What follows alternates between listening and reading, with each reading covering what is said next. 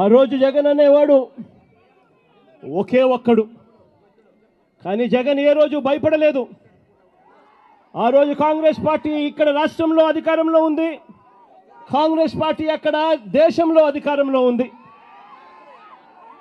కుట్రలు కుతంత్రాల మధ్య Telugu Desam party Congress party ఇద్దరు కలిసి కుట్రలు కుతంత్రాలు పడిన పరిస్థితుల మధ్య మనం చూసాం.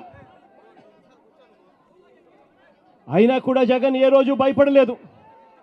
కారణం, జగన్కు నమ్మకం ఉన్నది పైనున్న దేవుడు, కింద ఉన్న మీ మీద మాత్రమే నమ్మకం ఉంది అని చెప్పి గర్వంగా కూడా చెప్తాను. నేను నమ్ముకున్న నా ప్రజలు, నేను నమ్ముకున్న దేవుడు ఇద్దరు తోడుగా ఉండి నడిపించారు.